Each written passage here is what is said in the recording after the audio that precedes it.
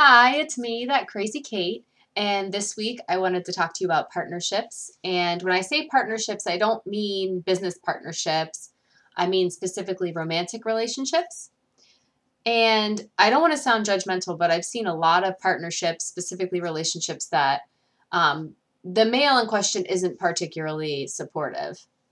I have a few friends in particular who are dating men that just aren't really, they don't really seem very committed to the relationship. They don't seem like they're really there for their female counterparts. And I could give a few examples because I literally have quite a few friends, very close people to me, who are dating these guys that are just like not into it. They've been in the relationship for 5 years or 6 years or 7 years or whatever. And it's just like they can't really be bothered to actually care about the other person. I'm not saying that my relationship is perfect, but what's really great about my relationship is that it's really steady and my husband is extremely supportive, which I think is really important. And one of the things that my mom used to always say is you want to be with someone who's a cheerleader, someone who really lifts you up and compliments you in the sense that they're making you better, not that they're tearing you down.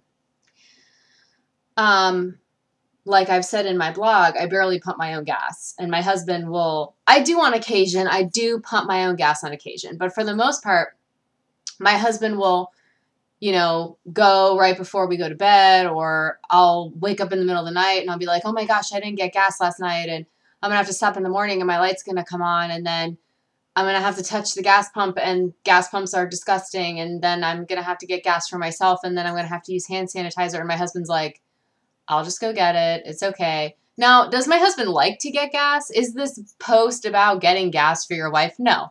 But it's about doing little things to make your partner's experience better. Like he doesn't want to get me gas. He doesn't want to get up from out of bed and go to the gas station because I asked him to. It's just that he's like, well, that's one little thing that I can do to just make her day a little bit easier. And, on that topic, what really kind of annoys me about how great my relationship is, because we're one of those couples that people hate because we're so cute, is that I'm always referred to as spoiled, or people will say I landed with my butt in the butter, kind of to imply that I couldn't have gotten this relationship on my own and I just got lucky and I must have just had like one little trait that hooked my husband and I'm just so lucky because I never could have, managed to find a good mate on my own free accord. And the reason why it bothers me isn't because it speaks to my character, although it does, from the outside. But the reason why it bothers me is because granted, I have a great man and he is wonderful and supportive. And I mean, he's handsome and smart and, has a good job. But those are just like little details. I mean, his personality is what really makes him great. But the reason that our relationship is what it is because we both work at it. Like we both work really hard to be really supportive. And, I'm always thinking like, oh, what can I do? Like he has this thing at work where he has a Wednesday shirt and I'm kind of a slacker about it because I sometimes just forget that it's Wednesday and he needs a Wednesday shirt. But I think to myself, okay, it's Sunday. I should probably wash his Wednesday shirt because by Wednesday I'm not going to have time to do laundry again. And he's going to want his Wednesday shirt so that he can blend in with all his friends. So it's kind of like a give and take kind of thing. It isn't like he's just so wonderful to me and I'm so spoiled. It's like we both work to really respect each other and to really be good to each other and to really let the other person know that we value each other. And when I come home and the dishes are done, I'll say, babe, thank you so much for doing the dishes because I want him to know that I appreciate him. It's not like it just happened like this. Like this is something that we've worked at, that we have come together as partners to make our marriage really successful. The other thing is, sorry, I wrote things down because I don't want to forget. The other thing is that I hear a lot of times like, oh, you live with your husband. Why do you want to hang out with him? Because when I have all my free time, it's like, I don't really want to hang out with my friends, although they're great. I want to hang out with my husband, like, duh.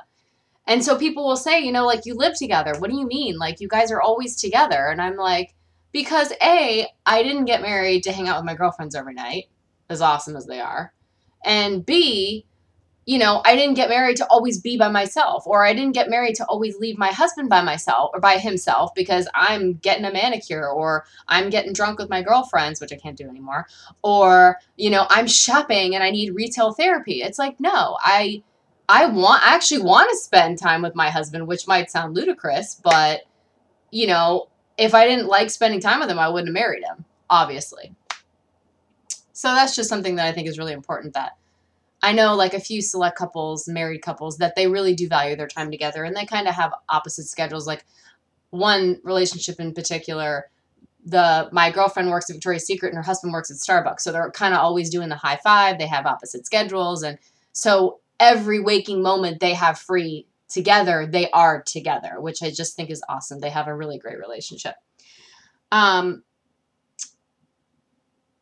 other thing that I just wanted to touch on was that, of course, when you get married, you're still an independent. You don't want to lose sight of yourself. And I don't want people to think that I'm, especially because I married someone of a different culture, that I've just like, morphed into this different person. I've forgotten my Italian roots and I just do whatever, my African husband says. It's not like that, but it's like, I've embraced the culture because it's different than mine and it's important to my husband. And, he did come over here from another country, and he wants to hold on to those things that he grew up with, understandably so.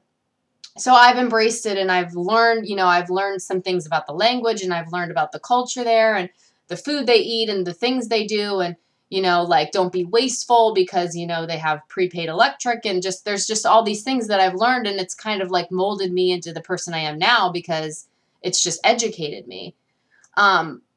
But that doesn't mean I've lost myself. And that doesn't mean that, I'm just abandoning everything I've ever known because I'm morphing into this person that he wants me to be or whatever. But I do think that it's really important to always put your partner first. And that's kind of what I want to what note I want to leave this on is, I think a lot of times people get married or they get in relationships and they get caught up in, not necessarily that they're selfish, but they get caught up in themselves, and it's like, I want to finish school, and I want to do this, and I want to do that. And it's like, it should be more about what you guys want to do as a couple, what you guys want to do together, what's important to the other person. Like, with my husband wanted to finish school, but, he can't sit still for longer than 3 seconds. And he was like, I'd rather work and I'd rather you go to school, because that was my first priority. I was like, I want to go to school. I want to finish school and I want to keep going to school. And my husband was like, all right, so we'll do that. Like, he put me first, and I feel like I put him first most of the time, except yesterday I put the dog first, but that was because of an emergency that happened. Anyways, but I mean, in my case, my husband always puts me first, like no matter what it is. It's like I am always the first thing on his brain. There could be 40 people in our house and we're having a party and he's like, is your drink full, babe? Like, are you having fun? Do you need aspirin? Do you whatever? It's like, I think it's just really important in partnerships and relationships to always put the other person first. That's the whole point of this spiel. So with that said, I hope you guys have a great night. And I also hope that if you're not in a relationship, I hope that you love yourself enough to really find someone who's going to love you just as much as you love yourself. And that you remember not to lose part of yourself, but to grow as a couple. Have a good day.